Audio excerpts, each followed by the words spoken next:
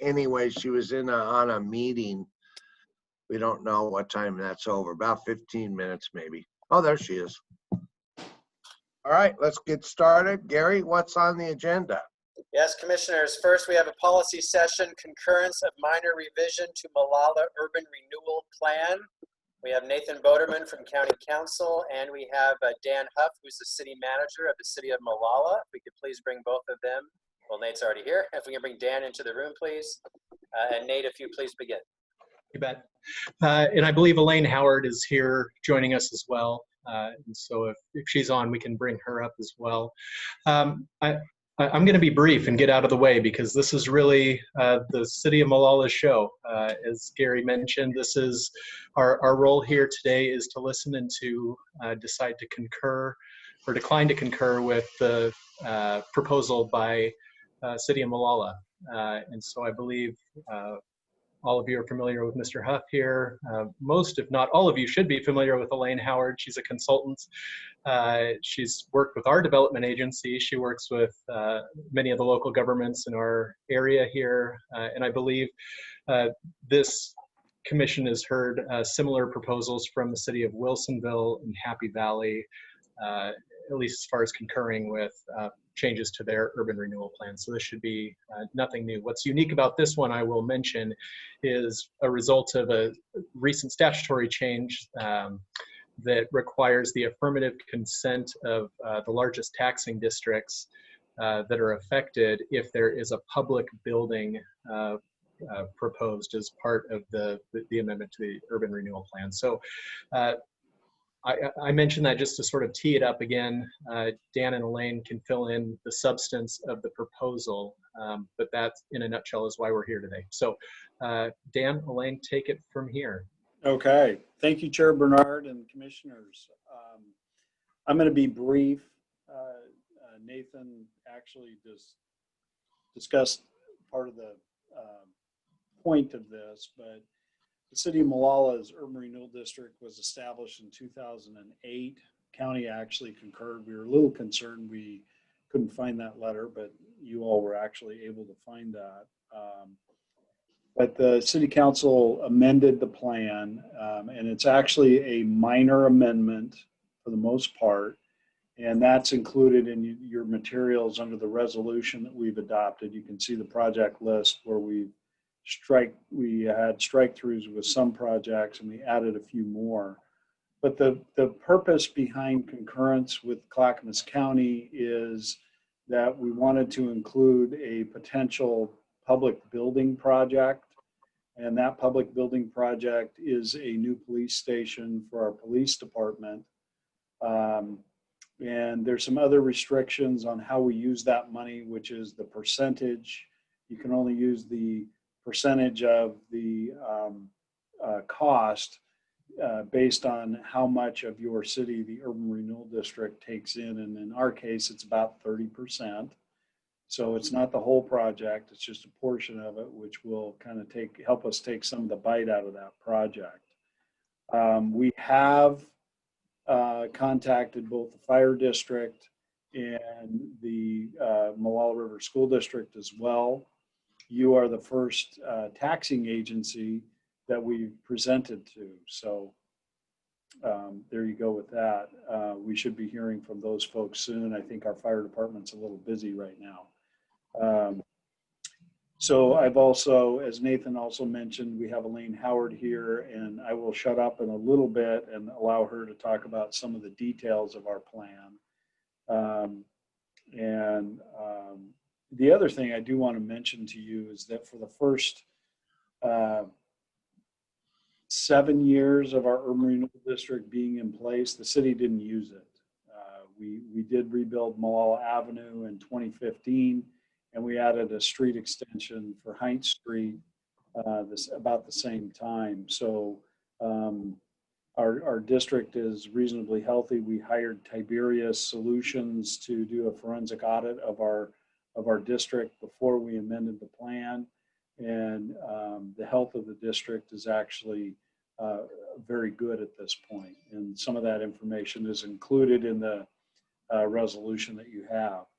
So if you don't have any questions for me, I'm going to allow Elaine Howard to jump in here. So Ken has his hand up. Ken? Ken. I will wait until Elaine's done. I contacted Dan earlier and asked for some information. If they have it, then I can take my hand down, but I'm going to wait till Elaine does her presentation. Okay. Hi, thank you for allowing me to join you on the virtual meeting, which is, I guess I'm getting used to all of these, as I'm sure you are too.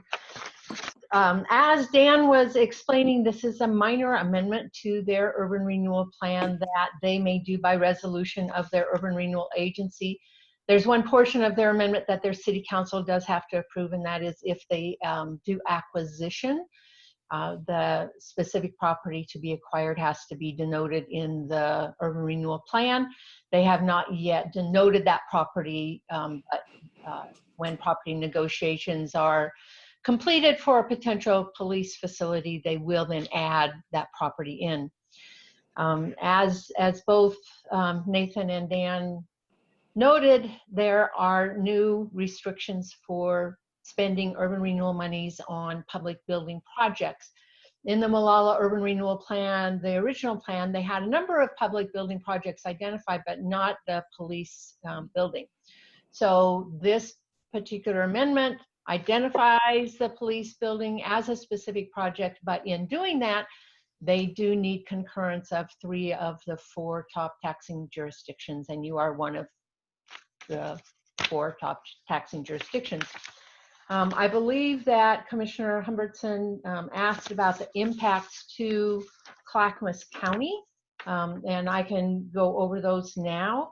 So just in terms of reference, the original projections for the Molalla Urban Renewal Plan, which your body actually adopted by resolution, was that in fiscal year end 2028, your impact would be $443,446. The actual impact to you in fiscal year in 2028, as according to Tiberius's projections, would be much less than that, about half of that. It's $223,499. So the actual impacts are much lower than they were initially projected. And that is because some development that was projected when the Molalla Urban Renewal Plan was adopted did not occur. And again, it's one of these urban renewal plans that went through the Great Recession where there were not increases in assessed value. The original financial projections of their plan just went through fiscal year end 2028. There wasn't a duration provision put into their plan, so it didn't mean that it had to stop at that date. They had just projected that the maximum indebtedness would be reached then. It is not going to be reached then. It's not anywhere near going to be reached by then. When we went over that information with the city of Molalla, we talked about potential expansions. The city wanted to look at taking the urban renewal area to 2034, and in doing that, it still will not reach the full maximum indebtedness. It would be projected to reach about $19.4 million of the $26 million. So they are not looking at taking this out to try to reach the full $26 million. They're just looking to take it out to fiscal year end 2034. The actual impacts projected to you are in the, it looks to be the last page of your staff report. And those impacts would total about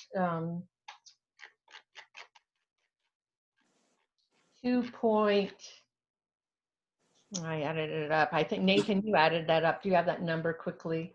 2.964093. Yeah, that would be the total. Right.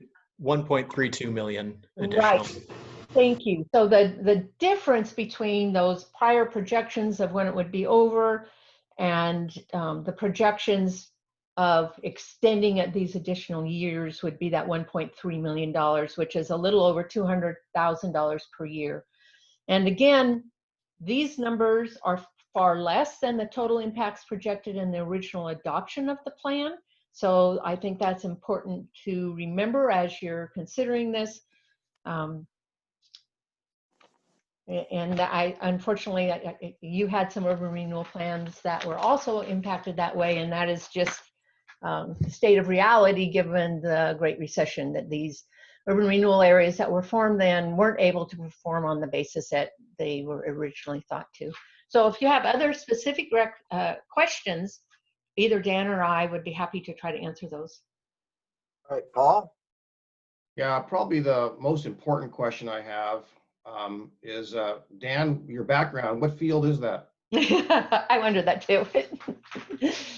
Go Giants. Well, Giants, okay. That's not Candlestick then, is it? No.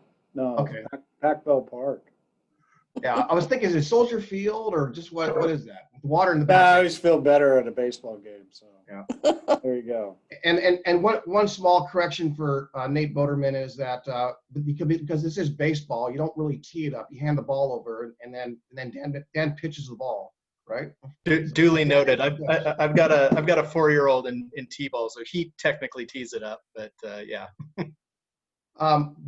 So Elaine, it's urban renewal math is very interesting. So in essence, our impact is half of what it is. Then in some ways, the downside of that is that our potential for the future is not as bright as it could have been if our impact was deeper. So it's a double-edged sword. Sure. Glad to hear. I have no issues with this. Understand the math. I'm good to go. Ken? Yeah, my question was the 2.964 million is the cumulative cost to Clackamas County. Have you does that include our portion of the 1.5 million or 1.3 million increase? It does. That 2.964 is cumulative of fiscal year in 2020 through 2034. And again, those are estimates. So Understood. Yeah. I wasn't sure if those were numbers based on the original projections because I wasn't here when it was originally done. So now I do. I will say I have toured the police station. There is no doubt in my mind about the need. So I am absolutely good to go. So I'd entertain a motion. I would move to approve, Mr. Chairman. Second. I don't have the motion in front of me directly. Is that what it just says? I would move to Option 1, I think it was. option 1, the request of Malala. All right, so the motion is to approve option 1 of the Urban Renewal District expansion. Any further discussion? Christina, will you poll us? Commissioner Fisher? Aye. Commissioner Humbertston? Aye. Commissioner Savas? Aye. Commissioner Schrader? Aye. And Chair Bernard? Aye. Motion passes unanimously. Thank you very much for your information. Good luck. So, Commissioners, the next step is you have to approve a resolution at a business meeting. So, Nate, how soon can we get this on the agenda? I will try to submit the staff report by tomorrow so we can have this on for the October 1st business meeting. So that's a week from Thursday, and it'll be a resolution on the consent agenda. Great. All right, thank you. Thank you, Dan and Elaine and everyone. thank Very good. you. Okay, we'll move on to the next policy session. We're ready to go if you are, Commissioners. Sure. I see all our presenters are in the waiting Absolutely. room, so let's get started. So next is Performance Clackamas update. One of your 5 priorities. Today's focus is building public trust through good government, and in particular focusing on 2 of your 12 goals, which 2 today are having a sustainable county budget and building a county courthouse. So the presenters today are Elizabeth Comfort, Gary Barth, and please bring in Cindy Becker as well. They'll tee it off quickly. So Commissioners, we're doing this new this year where we're going to have each department come before you over the next 3 months and give you a highlighted update on your 12 priority goals you've asked staff to work on your behalf.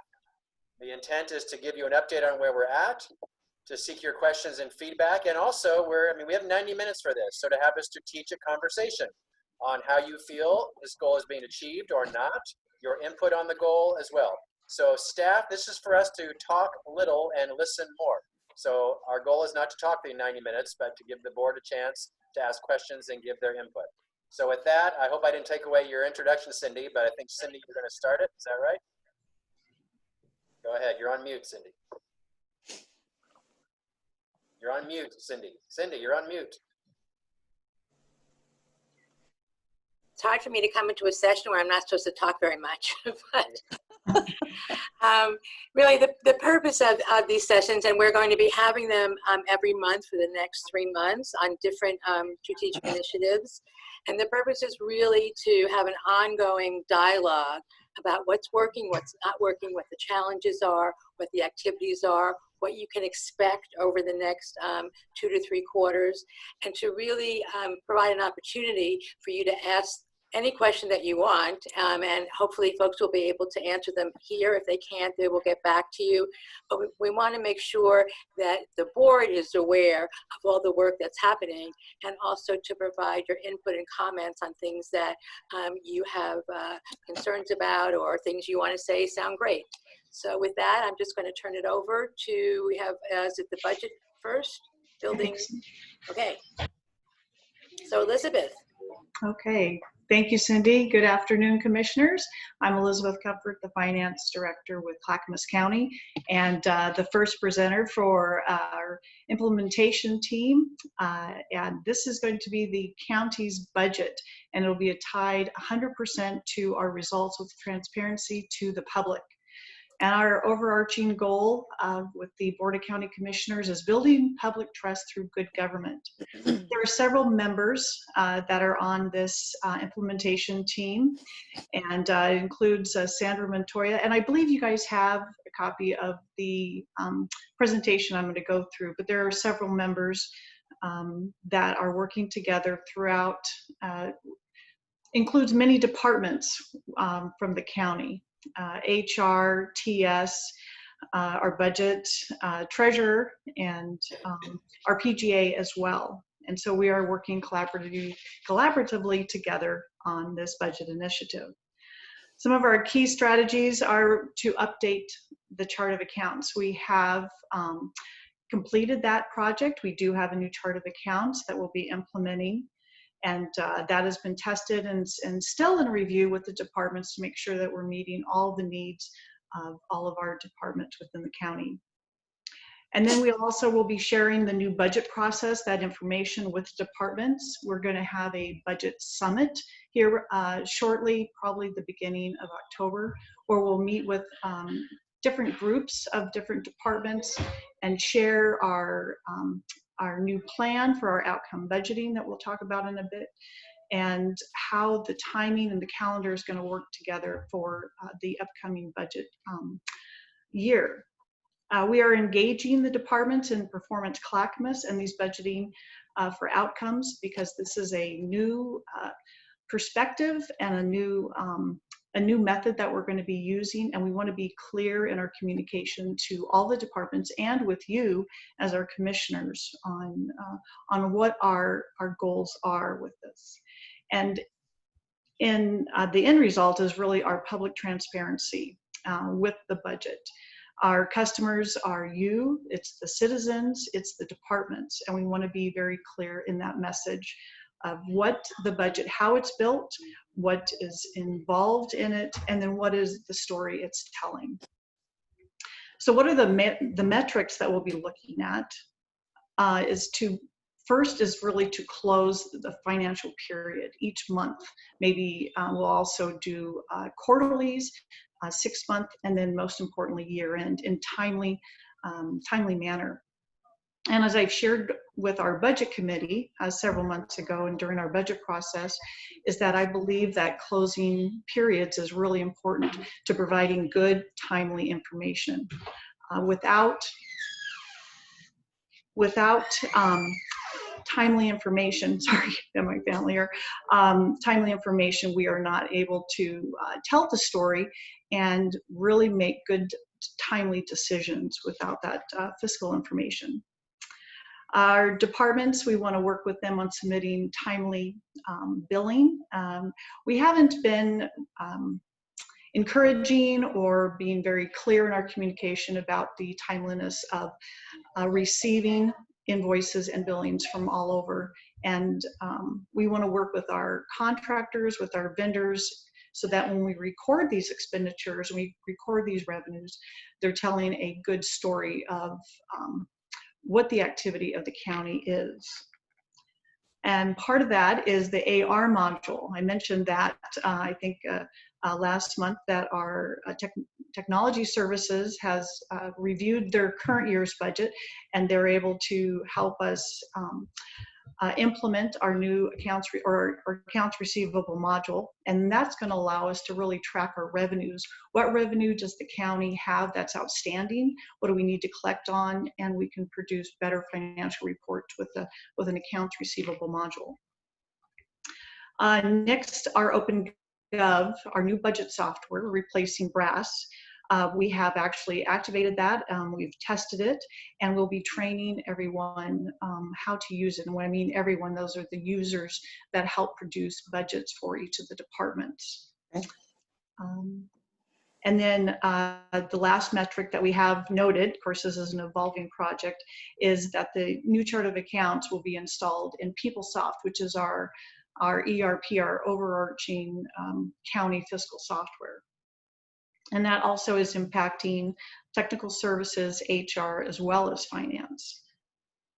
So some of the activities we've completed to date, as I mentioned, we did complete the new chart of accounts, and a shout out to Krista Wolf, our deputy. She was the lead on that project, and we believe that that is going to be a very strong chart of accounts for the county. We went from 8 different ones to 1, so that is a huge undertaking and a big milestone for the county to really reflect one county, is to have one chart of accounts. And when we run those monthly financial reports, having one system will provide easy access to one financial picture. As I said, we have completed the testing of our OpenGov budget software, so we are working on to the next phase.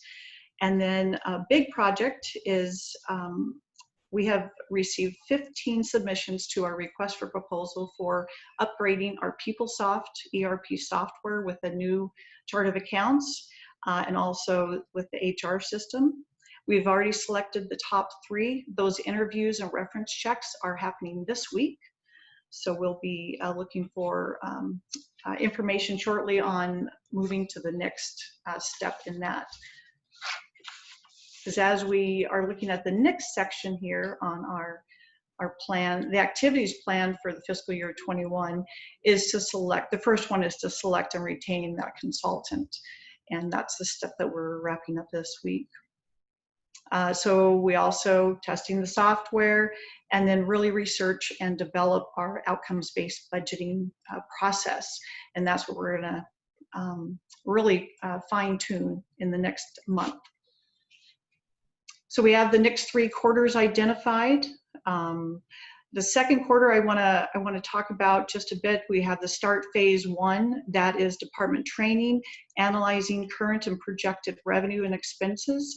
What is gonna be different with the outcomes-based budgeting is we're really detailing out those revenue sources, assigning them, to each of the programs, and what are those risks with each of those revenues. Because we've talked about what are the impacts with COVID. And if we're going to reduce budget, how are we going to do it? How do we know what we're going to reduce? Well, we really need to tie those revenues to each of the programs, and then how risk sensitive are each of those revenues, and then decide what are those programs, the reductions going to need to be. This budget year, we're going to focus on our aligning the priorities of each of the programs.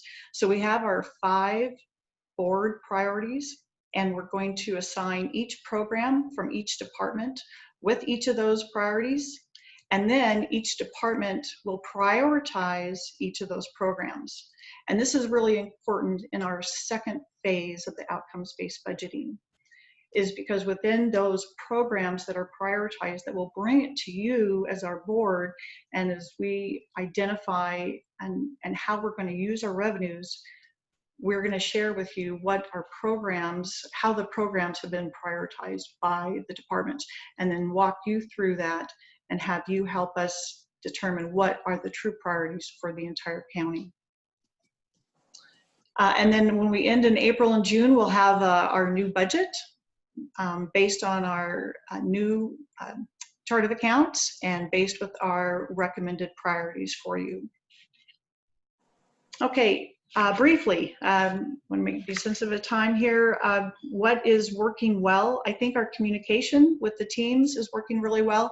I know as being the newer one here, working well with TES and HR, getting to develop those good relationships and making sure that we all have the same goals for the county. We do have some barriers. We got a lot of projects going on at the same time. The departments are all going to have to learn a new chart of accounts, new budget software, and while we're still wrapping up the previous year's audit. And those are some large tasks. Let's see. And I think we have a very tight timeline. I'd like to just highlight that as one of the barriers, is we're trying to reach all these consecutive goals or concurrent goals all by June 30. So those are some real barriers and challenges that we've acknowledged. And in fact, last week, with HR, we had another project identified that we wanted to look at on our workforce along with our budgeting, and we've deemed that it's really perhaps not the best time. And so collectively, with our administrator Gary's support, we've been able to make I think a really good decision to postpone it and not to do it. But I think timing is really key when we're looking at all these programs. And what to do in what order. So with explaining kind of where we're at with this project and this implementation team, we have a recommended change. Initially, we had said we could have this outcomes budgeting transparent by July 1st of 21, and realizing all the different pieces and components that we need to have it to be successful and to achieve these results. We really need that one more year. This is a two-phase budgeting process, and we have a lot of tasks for this first year, and then we will take phase 2 to complete budgeting with results. So not just what are outcomes with the dollars with the programs, but what those results for each of those programs are to meet the county's needs. And I think when we get there to the phase 2, it's truly reflective of the community's priorities as well. With the commissioners, with your guidance, we're focusing on those program results and aligning them to the departments and all of the county's resources. So I think that's the end of my presentation. So I think if you have questions, is that Cindy? I don't see any hands. Paul? Yeah, I do. I just lost track of my raise hand button here. So Elizabeth, I appreciate all the hard work you and your staff are doing and getting the accounting house in order, if you will, with all the changes and upgrades. That's got to be an overwhelming task, and I, appreciate all the hard work that's being done. And in a way, I'm kind of asking you to, I'll ask you a question you probably didn't expect, and that is that once we accomplish this goal, what goal can we, or do you have, that better represents our fiscal status, if you will, that basically how we get our, is it, I know our goal right now is, for example, to have a sustainable, structurally sustainable balanced budget by the end of the year, this year. But in 2022, let's say, when this goal is accomplished, I'm just kind of wondering what goal do you have that that kind of represents or talks about our financial condition of the county? Well, thank you, Commissioner. And I think what our goal is to be able to demonstrate, not me just telling you we're in good shape and it's looking great, but really to demonstrate that through the financials. And when we have a forecast, that forecast is really tied to those financials on a quarterly basis, so we can see those trends. That the forecast is not just a one-year snap of a goal, but that we are really implementing those goals, and we're demonstrating it through our fiscal responsibility on through our expenditures, as well as recognizing the revenues. Because right now we're not able to do that. You know, I can take last year's budget and I can take the prior, year's history, but I don't have real-time information that says this is what's happening. And that's what I think is what is going to be very telling, is how are we operating? How can we be proactive rather than always reactive with prior information? Right. Well, and the way when I read the goal, the goal really talks about, is the key word there, I think, is transparency, which means that all those systems need to be operating and you need to put the machinery together, if you will. But it doesn't necessarily speak to the financial condition, right? I mean, we could have a very transparent system and budget and tied to results, but the results could not be so good, right? They could be negative. And my concern, and I think it's probably timely that the next topic is the courthouse. Our financial condition going ahead is something that I've got concern about, so that we can maintain the services that our constituents put high value on. That's broad these days, because I'm afraid that as time goes, our needs will be greater. But I appreciate your presentation, and I don't have anything more on this one. To add, Commissioner, I think you are right on. And what we want to demonstrate with these are going to be the tools to get us to see where our financial status is. So we do need those right tools and accurate tools to get us there. And this is going to give us that foundation. Thanks again. Thank you. Yeah, I don't see any other hands. So what's next? This is the courthouse update. Gary, Bart, go ahead. Good afternoon, Commissioners. I think we're at a bit of an advantage on this strategic initiative out of the 11 or 12 that you have, and the fact that this has been a board priority for multiple years now. And so we have quite a bit of structure in place to implement this strategic goal on behalf of the board. And you've had the benefit of having a number of study sessions, work sessions, and policy meetings guiding this project along the way. In fact, our most recent policy session, July 7th, gave us direction on the work that is underway now. So what we've done here today is kind of put a synopsis of this project in the Performance Clackamas template, if you will. So you're seeing consistent information across all of your strategic priorities. This goal is by 2022, the county will have, by 2023, the county will have completed, designed, financed, and built a new county courthouse. This project's been underway formally since about 2014, 2015 timeframe. Got an application into the state in 2017.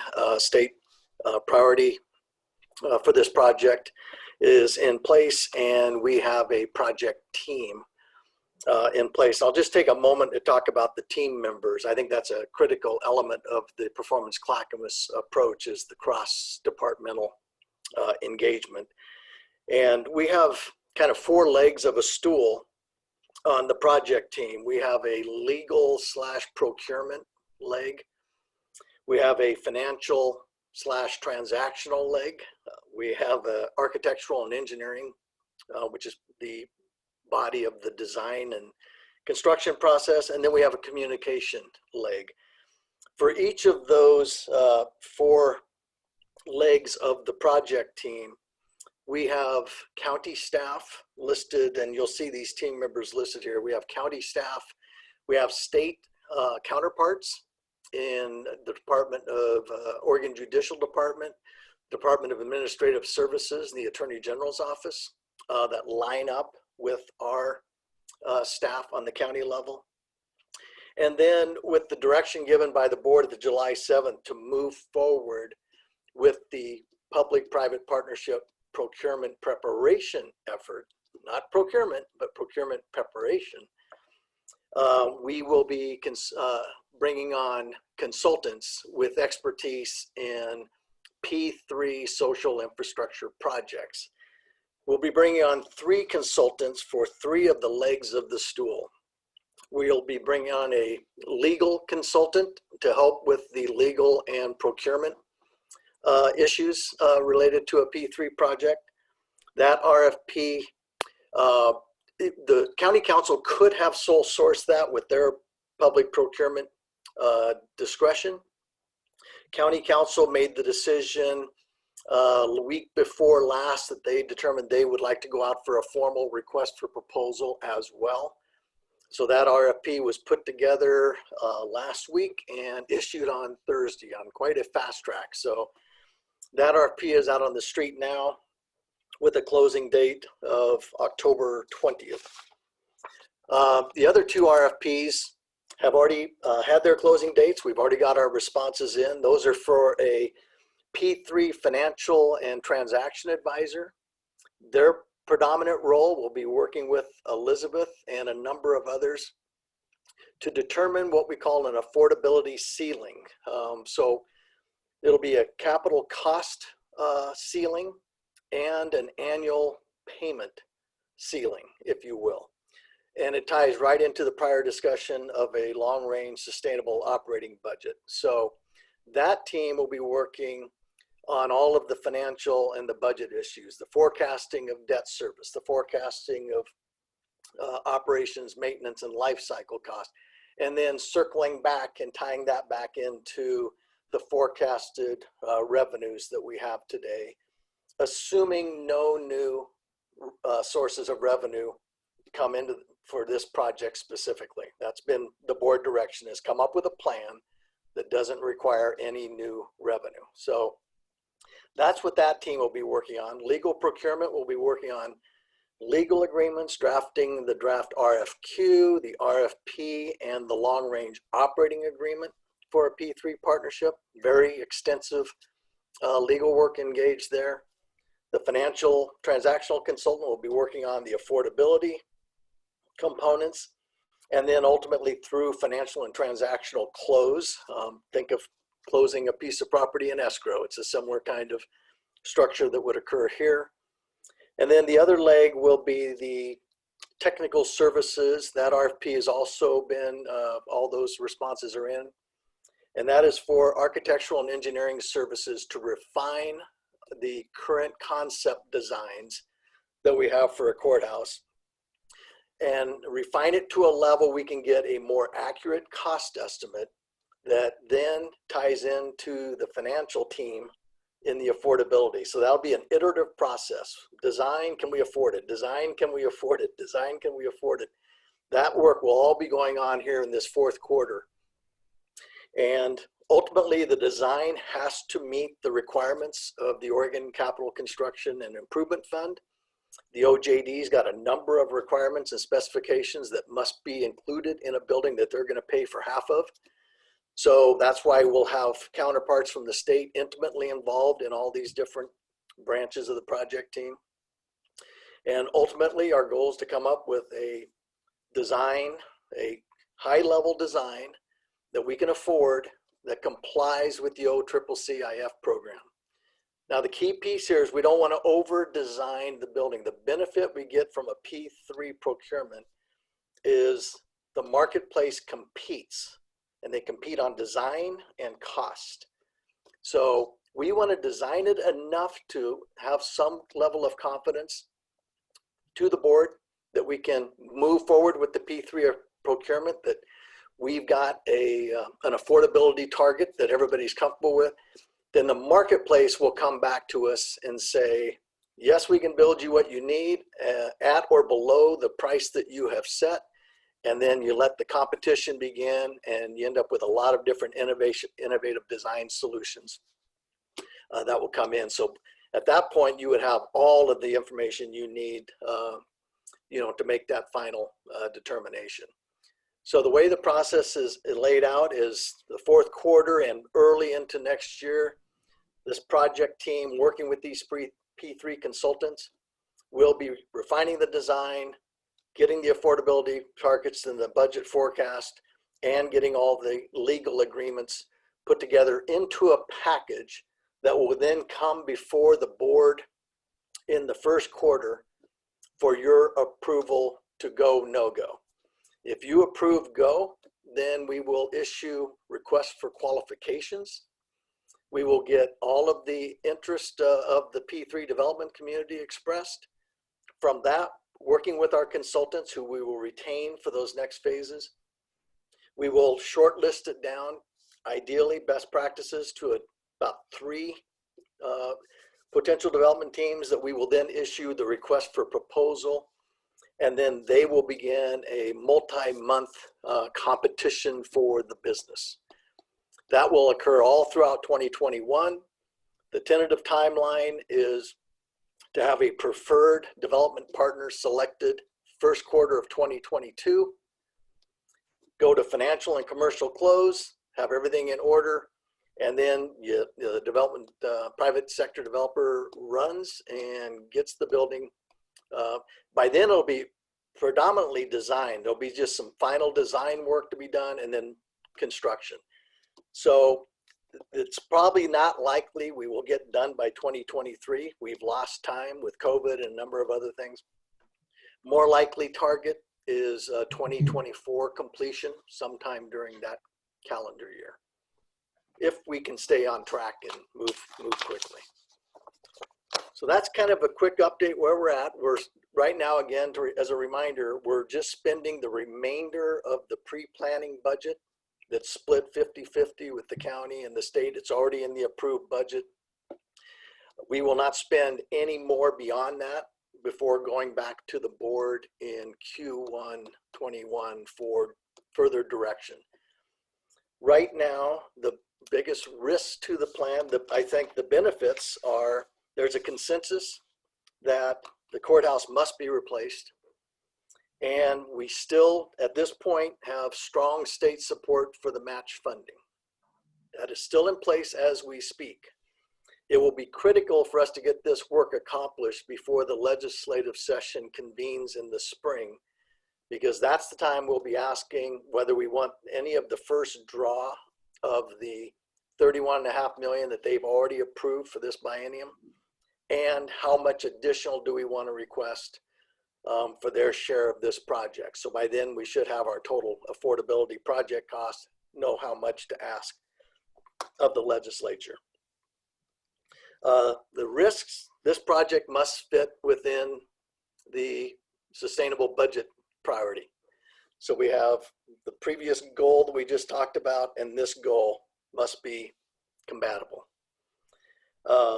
Compatible, it sounded like I said compatible, but I meant it's a P, not a B. And we're assuming no new taxpayer approved funding.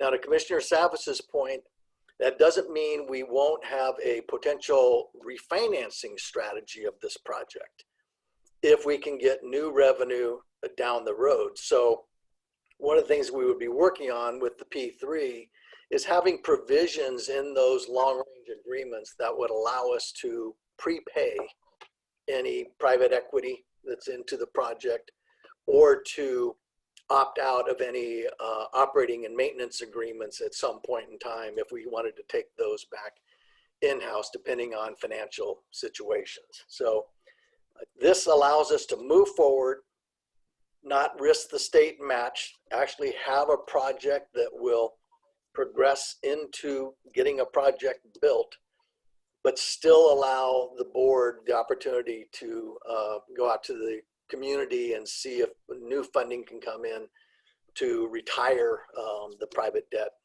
earlier than scheduled.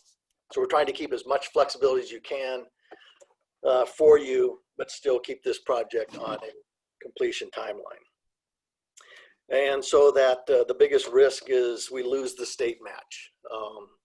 We know we need to do this replacement project. If we lost the state match and still had that need, it would be a very challenging situation for the county.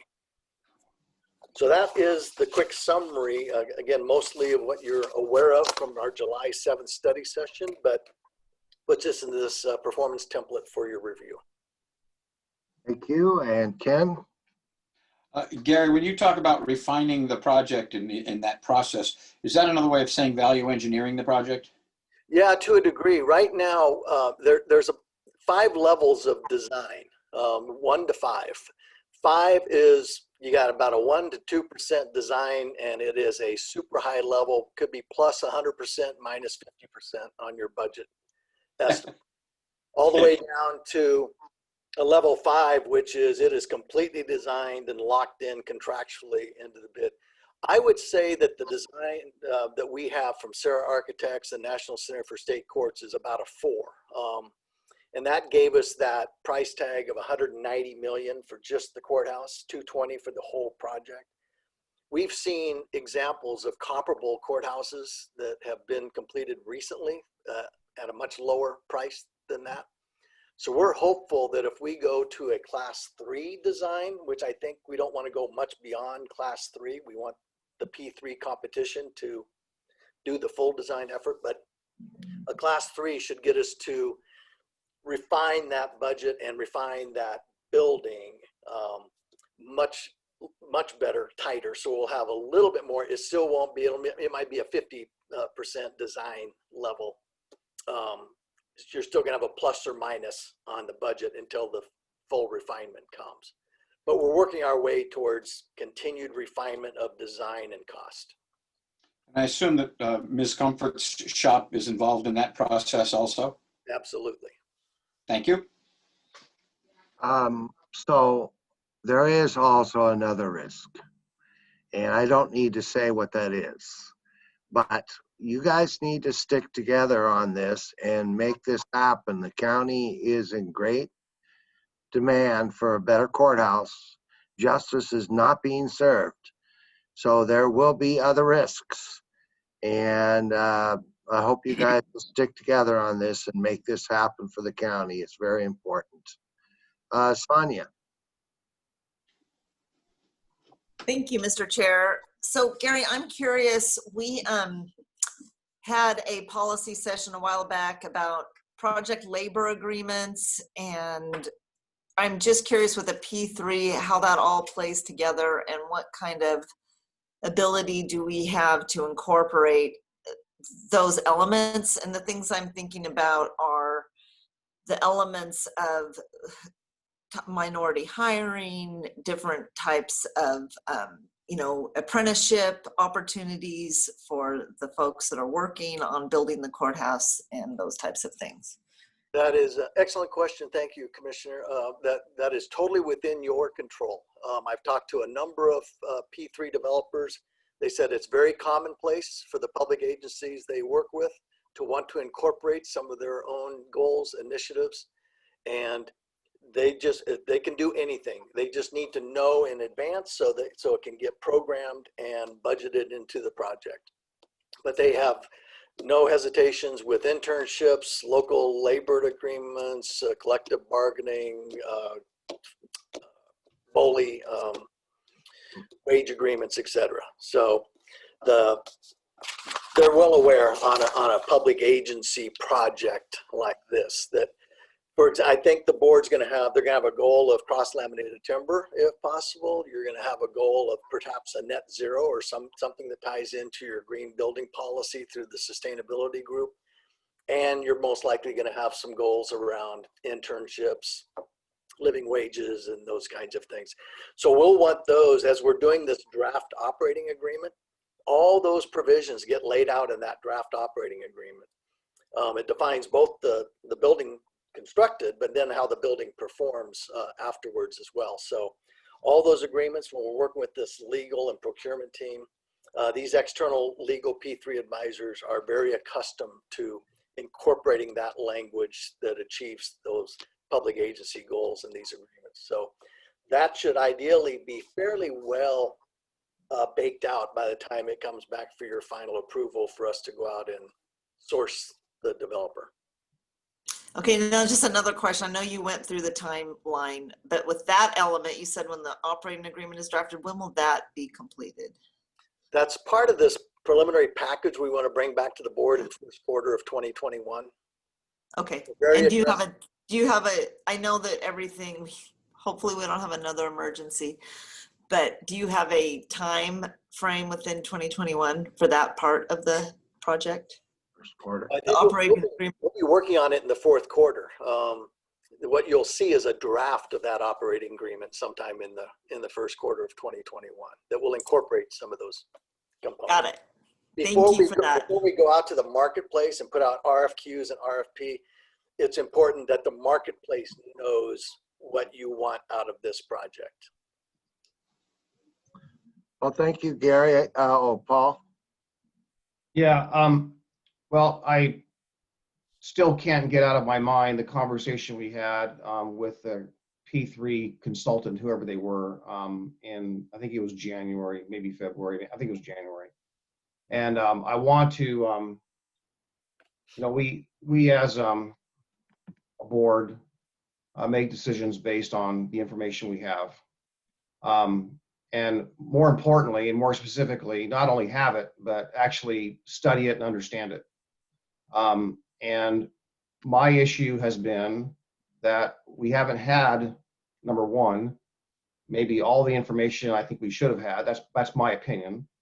And I also don't think that we've actually understood the information we have had. So those are two concerns I have.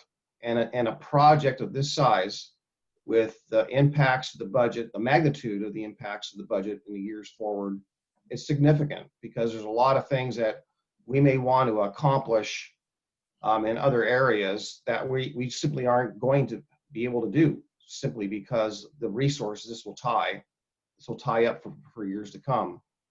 I think that we put some unnecessary limits on what we're doing, and you know, Gary and I, and actually Gary Barth and Gary Schmidt and I and Elizabeth have spoke about that to some degree, and Gary Barth has mentioned that a little bit here today.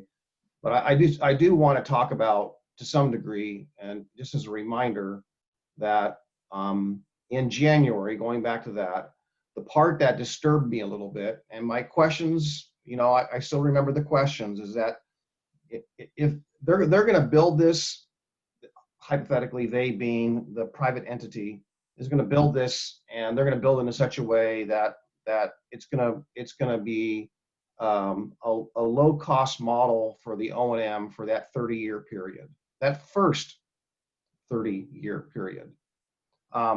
That's great. I have more emphasis on the second 30-year period than I do the first 30-year period. And that's really talking about longevity and the value. So that part, I want to make sure that, you know, we have, and if that's a similar hierarchy of goals, similar to what was already being discussed, whether it's a CLT or whether it's, you know, project labor agreements, whatever those are, that ought to be high on our list.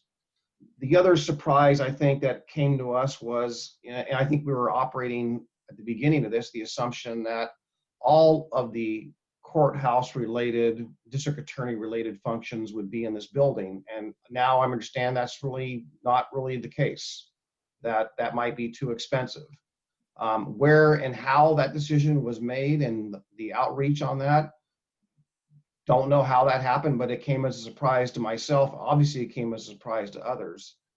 But I think more importantly, my comments about the information we have and the information that we have yet to have are really key in making those decisions. And hopefully we do so in a way in the future, in the near future, in a way that we thoroughly understand what we're doing and we can avoid the potential, in my opinion, the potential unnecessary financial cost in the tune of $50 to $100 million.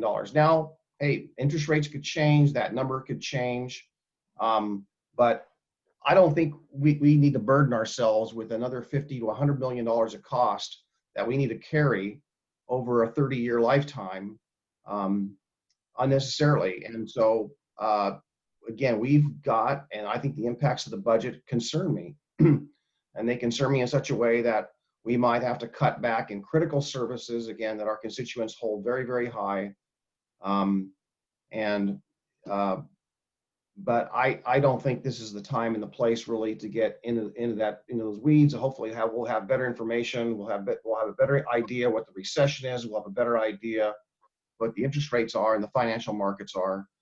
But I want to make sure that when it comes to longevity, that we're thinking beyond the 30 years that they're going to be focused on, that we're thinking about the second 30 years, a 60-year or 75-year life cycle of the structure and the components of. You're on mute, Jim. Gary, I have my hand up, then I'll call upon you. I just want to say that, if Paul doesn't understand part of this, maybe a little more time should be spent on that. I understand what's going on. I'd say the interest in maybe the DA sharing the building over DSB is the fact that maybe, we see a future use of that building different. Maybe people be working at home more, so there'll be more office space, and having them right next door to one another would be very useful. I don't know, and part of it is consideration of the cost of a new courthouse. But we have a building over there that maybe the future utilization would be very different. And I, just like you, Paul, even though I won't be here, care about the services Clackamas County provides. I don't want to see cutbacks and programs close because we're building a courthouse either. I think it's key that we are doing that. Frankly, I think we have done that for many years. Look at the programs that we do provide and make sure they are the programs that people want. And, we fund those and get rid of the others. But the fact that the DSB building and the way we work in the future is going to be very different. And I would say, I can say that for sure today, that it will be very different. DSB has the space that could accommodate the DA and still be very close to the courthouse, as well as the future jail. And it's also very close to the jail as it now goes. But the future is still a challenge. And that's why I say, we need to work together and focus on how we make this happen, or how you make this happen in the future. Gary? Yeah, there's been no decision to change the footprint of the courthouse to take the DA out. So I want to clarify that. That's not been made yet, because the board would make that decision, not staff. There was a conversation at one point about it, and we've not engaged the DA's office, and I see their DA's elect is listening in. So I want to stop any misinformation right now, inadvertently. There's been no decisions made on this yet. Staff will bring proposals to you, commissioners, and you will make that decision. But that has not been made yet. Thank you. Thank you. Ken? Yeah, as I understood that when that idea just got sort of floated out there, as Gary Schmidt's referring to, that as part of the process of deciding the design of the building and how much it's going to cost, that would be one of the things that might have to be looked at depending on the design of the building and the cost more particularly. So again, it wasn't like a decision had been made of any kind, but there are lots of options on the table, and obviously we don't have an unlimited budget. So then at some point you may have to ask the simple question is, do we build a courthouse just for the court? Because that's all we can afford, and then make an adjustment in DSB? Or can we build this with the court, with the district attorney in the building? We may come down to that question at some point in the future, but at this point, from everything I've heard and from what Gary described today, Gary Barth, we are not even anywhere close to that decision. I just want to clarify. I'm not saying that the decision was made or that it's a consideration. I'm saying that the way we work today is different than it's going to be when we open back up. I also want to thank Gary. That was a very informative presentation. Perhaps one of the better ones we've ever gotten on this case, and it does give us a good idea what the timeline is, which is sadly way out there. I wanted this built before I left, and we only got a few months here. Well, and I think the preference to have the DA in that building is our first preference. I don't think that has changed. The only thing is that we don't know the final numbers, and until we know the final numbers, we can't make the final decision. Oops. And one thing we do know too is the state's not contributing to the DA space. That's why when we do look at costs, we know that 100% of the courthouse is shared 50-50, but the county has 100% of the responsibility for the district attorney. All right. I don't see any other hands. Is that the end of this session? Yes, it is. So again, this was just meant to be an update so that you know your goals are being worked on by your staff. They've not disappeared or fallen away. And we'll get updates like this every month now for the next several months on your other 10 priorities you've set. So that is the intent. We'll bring this forward to you each month, give you an update, answer your questions, give you assurances that staff is moving forward on your goals. So that is the purpose of these. All right, it's good to see you, Cindy, and Paul has his hand up. Your mic, okay. Yeah, on the topic of purpose, Gary, so the purpose is not to make any refinements or adjustments as to our goal? That is correct. I know staff has offered that. That's not the purpose of these sessions, staff. That will be at another point. So that's not today. Just an informational update, answer your questions, get your feedback. All right, thank you. Okay, so thank you, team. Chair, we just need like a 5-minute break for the next session. We're ahead of schedule, but they will be here in 5 more minutes. So can we take a 5-minute break? 5-minute break. See you at 2:39.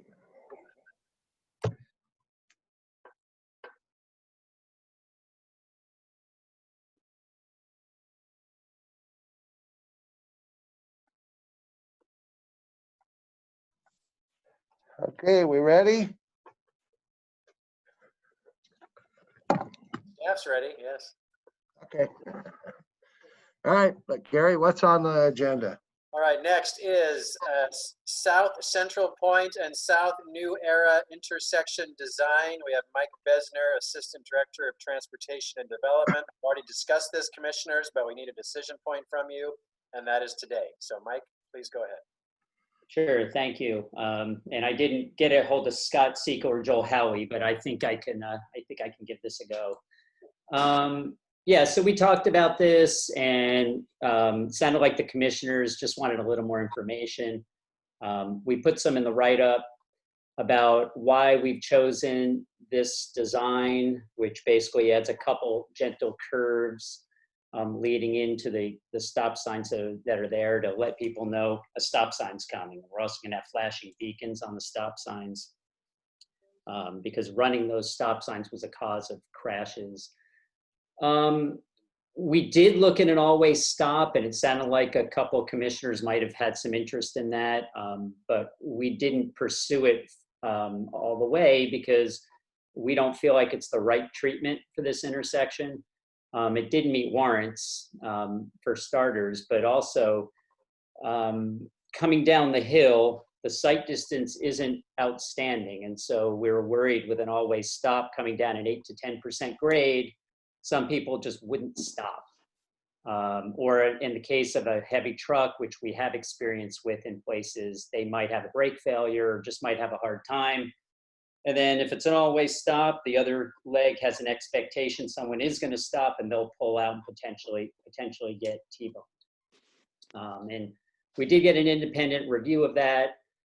Actually, 2 different independent reviews now from what I'll consider 2 of the premier traffic engineering firms in the Portland area. And one of them specifically looked at the always stop control and didn't recommend it here. Just to round it out, we did also consider a roundabout, which would be a nice solution. But it's again, the visibility of the intersection is a bit of an issue, and also the slopes there, it's very difficult to build a roundabout, which would also cost a lot of money. So we put a lot of time into this design, a lot of thought, had lots of experts have weighed in on it. We believe we've minimized the impact to the adjacent property owner like we do on every project where we balance all the interests. They had specifically talked about water and sliding concerns. I think we've addressed that. We actually had an additional geotech report specifically for that purpose and implemented recommendations into the project. So we added a little extra scope. But the impacts from the project, the geotech believe won't result in an increased risk of sliding. And so that's where we're at. And so again, I am requesting respectfully that we can move forward with option 1, which is the current design as shown, and get this, move forward with the design. And that's what we're here for today. So, I mean, I think we'll have, this shouldn't take long.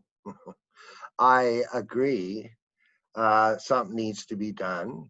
I do drive this every single day, and I just have 2 things I would suggest. And actually, the project itself does do the things I'm about to say, but they're simpler and less expensive. And one is the southeast and southwest corner need to be cleared.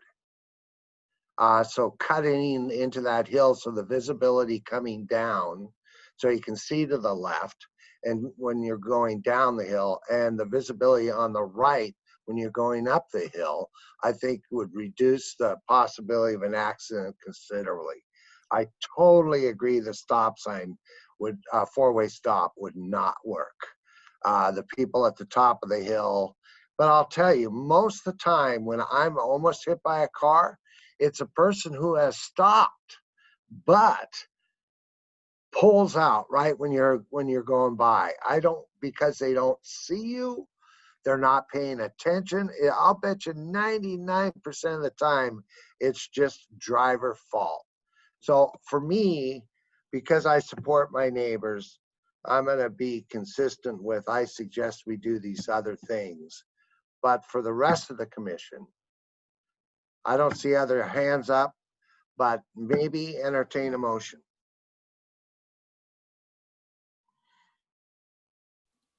Commissioner Savas has his hand up now.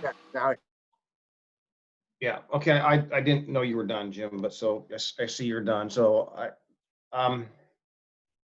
so Mike, question. Early in your presentation, you were stating about the accidents are primarily people that are running the stop signs. There's something to that effect. How many accidents are there for people who stop at the stop sign and then drive through the intersection, assuming that it's a 4-way stop? I don't know. I don't have that specific information. I'd have to dig that out. The one I was talking about was the most recent one from a couple years ago, which involved the county employee. And I know that was the cause of that one specifically. You know, the other issue with the existing one is the skew of the intersection. So it's not at a 90, which means when somebody goes to make a turn here, it's actually challenging also with the sight distance, where the pillar of your car can get in the way. And we see that happen in other places, and we always try, and that's why we try and 90-degree the intersections. But to answer your question, Commissioner Savas, I don't have in front of me the exact accident history. Yeah, well, that's pretty much how my father lost his life. My father lost his life at an intersection like this. It was a drive-through on one way, and it was a stop. It was not a four-way stop. And the mistaken assumption by the driver who hit my father was, as he was driving through the intersection correctly, was that my father would come to a stop. Yeah. So he proceeded, even though my father was driving through the intersection slowly, just to be cautious. So boom, it was a T-bone, that was it.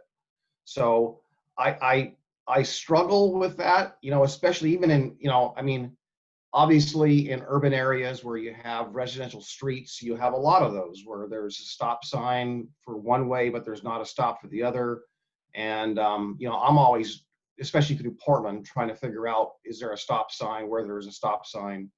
But due to the high rate of speed involved on these country roads, they can be deadly, and they are deadly. So that's my concern, and I understand the grade, the stopping distance, the work on the brakes, how dangerous that could be,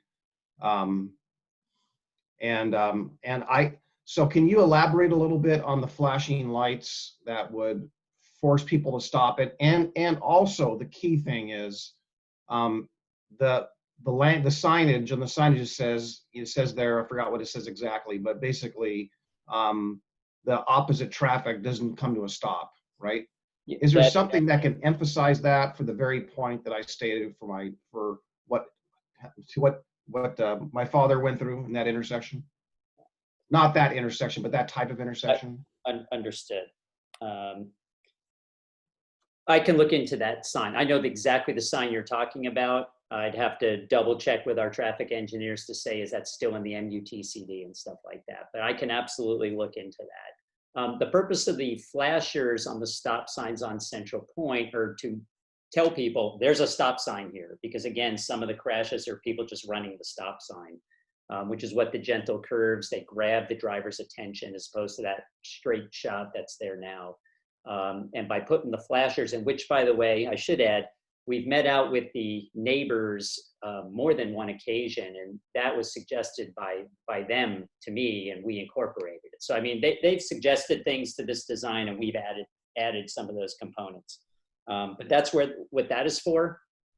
I could definitely look at talk to the traffic folks and just say, hey, exactly the sign you're talking about, does it make sense here? And is that still a standard sign? And I will do that. Any other questions, comments? Is there a motion to consider? I move we consider the alignment. You can say that again? I said I move we consider the alignment So as presented by option staff. Yeah, option one. one. Okay, is there a second? I'll second. It's a moved and second that we choose or consider option one. I think he would want a little more, so it's to choose option one? What our materials say, scrolling up here. So it is to direct staff to proceed with the current intersection design as shown on the attachment exhibit. Okay, so the motion is So to move. Yes. so move option So one. move.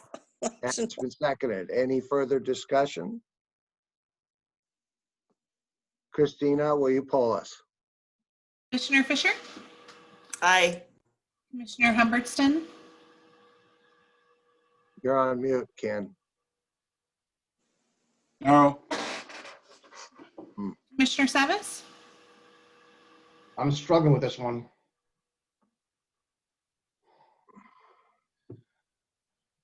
I might have a different motion. I'm going to vote no. I have another motion. Right. Commissioner Schrader? Aye. And Chair Bernard? This is one of those where I'm struggling too, Paul. I have seen this. We have tried everything I know the county has tried everything to make this a safer intersection, flashers, all this stuff. And I know that we want to move forward. I'm gonna also say no. I would like to look at a design that would consider cutting the corners out on the southeast corner, southwest corner, and a flashing yield sign on the top and the bottom. So the motion failed. Yeah. Okay, can I just make a comment? You I bet. just raised my hand. So what worries me is, listen, I'm not an engineer. None of us have that level of qualification. Maybe Paul comes the closest. And so I just get concerned that we're second guessing professional engineers at a dangerous intersection. And listen, I know that intersection too. I've driven it all the time. In fact, I know for a fact we've put Schrader signs out there with the dairy farm. I know that. I remember getting totally electrocuted by the electric fence there, putting up signs. Okay, so yeah, but I think at a certain point we have to trust the expertise of our staff, and there's not going to be there's not going to be a perfect solution here. It's going to be a dangerous intersection no matter what. We're just trying to make it better. So I'm fine with whatever the commission decides to do. I mean, that doesn't worry me, but I won't presume to have that kind of engineering expertise or knowledge, I guess. So, but I'm not the transportation person either. So. So, what do we do here, Mike? Well, Ken had his hand up. Oh, Ken, sorry. Thank you, Mr. Chairman. What I'm wrestling with is that we haven't tried the other things. We've looked at the other things. And I don't dispute Mr. Besner's design in the sense that it's probably the best design, but we haven't tried any of the other options, like make it a four-way stop with flashing lights that give warning, cutting out the invisibility part of it so that there is more visibility there, and give that a try and see if it makes a difference. I know the government can take property when it's necessary. I am very hesitant to do that when we haven't tried the other options that would improve the intersection. And that's what I'm wrestling with. And that's why I voted no. If the other option, I guess what I'm saying is what Jim and I have suggested are the good, but not the perfect. So that's, I really have a hard time taking somebody's property unless there's simply no other alternative. So that's where I'm at. Sonia and then Paul. Yeah, I'm with Martha. I am not an engineer, and I am thoroughly convinced that our staff has gone through and looked at the options in a very professional manner. And quite frankly, you guys, I'm concerned about liability because we know that this is a dangerous intersection, and I don't want that on our decision making. I think our staff has presented us with options, and I really feel strongly that we should move forward with this. Well, there's already been a vote, so I appreciate the argument. Paul? Yeah, so I'm going to tell you what my motion is, and then I'm going to make the motion. So I too have no interest in second guessing what our traffic engineers have come up with and recommended here. The emphasis of the change of my motion is simply an amendment to put more emphasis on the signage that Mike and I discussed with regards to conveying to the motorist that the the oncoming traffic is not stopping, whatever that language is. So Mike, do you have any language that you would, that I could use to make that direction clear? Yield? Um, I'm not trying to wordsmith the So- language for the sign so much as wordsmith the motion. I understand. So what you're choosing, let me try and walk through this. You're choosing option 3, which is direct staff to pursue a different option, right? So it would be to proceed with the current intersection design as shown on the attached exhibit, maybe as long or while also including and again, I'm being careful here because I don't want to paint this into a corner unnecessarily. What you're getting at is some way to warn the people at the stop sign that the other direction doesn't stop, right? That's the essence of it. So, and maybe we can just say, while incorporating a way to notify drivers at the stop sign that oncoming traffic doesn't stop. And then it would be up to our staff to figure out how to do that. Okay, so you suggest that over option 1 as is with an amendment then? Oh, I'm fine with that.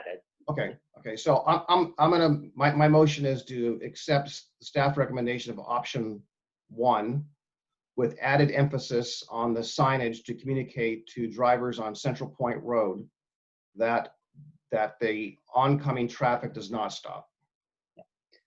And if I find out that I absolutely can't do that for whatever reason, we'll just come back to you. Okay. Okay, is there a second? I'll second. My mic's on, right? Yeah. It's been moved and seconded that proceed with option 1 with some additional signage to emphasize folks on Central Point Road. Central Point Road. It's funny, I drive it every day. I don't know the name. Central Point Road, that those coming down New Arrow do not stop, something like that. Yeah. Okay. So any other comments? Sonia, you have your hand up. So Mike, I want to make sure, because some of this is Greek to me. I just want to make sure that this motion is something that you can live with and that it works for you and that you will, and you said you'd come back to us if you couldn't proceed, but I just want to clarify that before I vote yes. No, thank you for asking.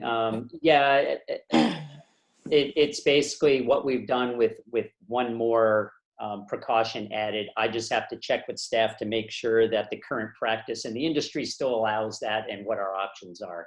Okay. I think we'll come up with something. If we can't, we'll just have to come back and have the conversation. Okay. I got Ken and Paul again.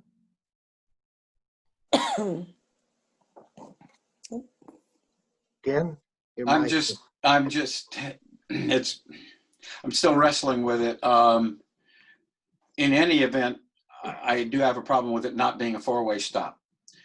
Having driven some of these backcountry roads, including that one a lot, and then the project that you did out there on Springwater Road, I think the 4-way stop is by far the best solution. Even if you do the realignment, it should still be a 4-way stop in my mind. If you're really going to stop people from going through the intersection and making sure it's safe, they need to stop. And yeah, sorry, Commissioner. And you know, the visibility at that intersection on Springwater Road, you literally have to do half a turn into Springwater Road if you're coming on the other road to be able to see traffic coming. Before it was a 4-way stop. Now there's a 4-way stop. You can stop and then go through without any problem, without having to turn your car halfway into the wrong direction that you don't want to go. I'm not sure that makes sense to you, but I've driven it enough times that it makes sense to me. So I do get that. As I outlined, we believe that the always stop is not a safety improvement. It might change what happens out there, but we believe it's still very risky because of the reasons I outlined. Yeah. And by the way, I did go to engineering at Oregon State for a while. And I agree that the stop, Ken, I seldom disagree with you, but this is one I'm going to. It's it's too, dump trucks go over that hill. All kinds of huge trucks. I can't believe they can even make the corner on New Era, but they do. So I just don't see a four-way stop. So are we ready? Paul? Yeah, I just want to say, my comment is I agree that a four-way stop is going to change the type of accident. It's not going to stop the accidents, and that is because of the grade of that hill. That hill is dangerously steep, and putting people's lives on the line with the hopes that the brakes will work or the roads are bare and they're not slippery is a dangerous proposition. So I agree with the staff recommendation on that standpoint. So and the law of physics, mass going down that hill, it's not good. All right. Looks like Christina, we're ready. Paul? Commissioner Fisher? Aye. Commissioner Humberstone?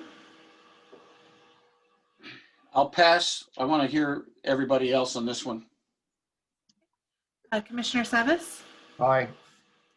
Commissioner Schrader? Aye. And Chair Bernard? No. And then Ken?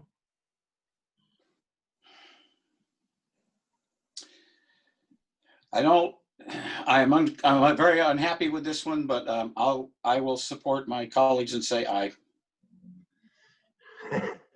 Mike's probably happy. Thank you, Mike. We're all in this together. Yes, we are. I know. I'm still wrestling with it, Mike, and don't like taking people's property when we haven't tried the other things. But I also understand the liability concerns that everybody has that they have articulated. So It doesn't. sometimes I got to bite the bullet, so I'm biting the bullet. Well, it's just like territorial. I don't drive territorial. I mean, Haynes Road on the 99 from New Era, I do not take that turn. I go to territorial where there's a light. There are accidents just as often on Haynes Road as there are on 99 as there are on New Era and Central Point. Well, I have to tell you that Kurt was responsible for that light at Territorial when we worked on that in the legislature, because it was another killer intersection. Yeah. And a number of people would pull out and get killed. So I know, I've driven all those roads. I know. Yeah. But Barry, anything anyway. else on the agenda today? You are done for the day, Commissioner. All right. Okay, thank you. I have a quick Ken? question. Yes. Yeah. So when you do the realignment, and if it does turn out to have landslide potential, what's our liability there? Oh, well. It's no good solution. Yeah, we're responsible. Well, we own 1,400 miles of roads in the county. And so anytime there's a landslide with one of our roads, we have to deal with it. So, I mean, I don't really know how to answer that specific question, but anytime we do anything, there's always a chance. All I could tell you is we have a professional opinion that what we're doing is not going to make it worse. Okay, thank you. Okay. All right. With that, looks like, Martha, were you waving your Nope, hand? I'm saying goodbye. Oh, bye. All right. So, Goodbye. thank you. Okay. See you later. Thank you, See Gary. you later.